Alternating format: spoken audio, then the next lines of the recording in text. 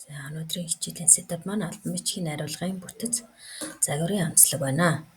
Хичээлийн зорилго албан харилцаанд ашигладаг баримт бичгүүдийн нэр төрөл болон ангиллалыг мэдж тэдгээрийн үүрэг зориултыг ойлгодог болох нэ.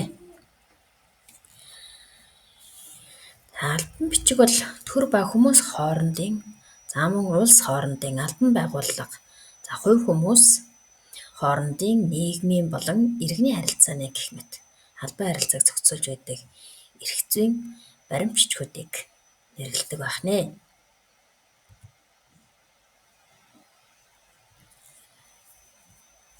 За үүрэг зориултын хувьд бол ерөнхийдөө үнэн зөв, цэгцтэй, ойлгомжтой байх ёстой.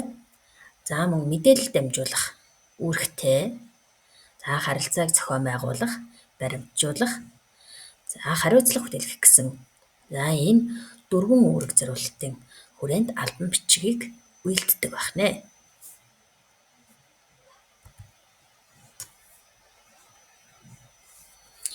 За албан бичгийн найруулгын ангиллалын хувьд бол захирамжлалын, зохион байгуулалтын, мэдээлэл авалгааны, хувь хүний гэсэн ийм дөрвөн төрөл байна.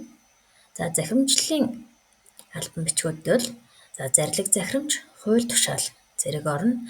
За эдгээрийг хэн гаргах вэ гэхээр ерөнхийлөгч, ерөнхий сайд бүх шатны дарга, төр байгууллагын эрх бүхий албан тушаалтнууд.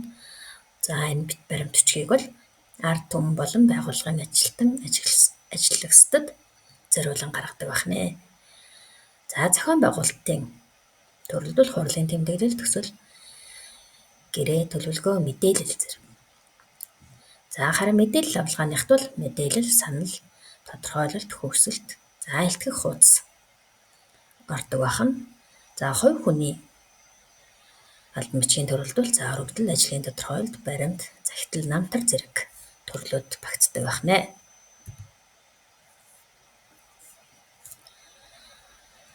За эдгээр төрлүүд нь ямар баримт бичиг байдаг вэ гэдгийг нэг бүрчлэн бичлэгээ зогсоож байгаад хараарай. За жишээлбэл захирамжлалын албан бичигт бол зарлиг захирамж, хууль тушаал зэрэг ордог бол эдгээр нь тус бүртээ ямар баримт бичиг байдаг вэ гэдгийг мөн заагаад өгсөн байна. Жишээлбэл зарлиг бол бүрэн эрхийнхээ хүрээнд хуульд нийцүүлэн баталж гаргасан баримт бичгийг хэлдэгэ гэж байна. За эдгээрийг нэг бүрчлэн уншиж танилцаад мөн бичиж тэмдэглээрэй. За мөн мэдээлэл авалгааны болон хувь хүний албан бичгийн төрлүүд нь ямар баримт бичиг байдаг вэ гэдэгтээ мөн нэг бүрчлэн уншиж танилцаад бичиж тэмдэглээрэй. За асууж тодруулах зүйл байх юм бол багшаасаа асууж тодруулаарай.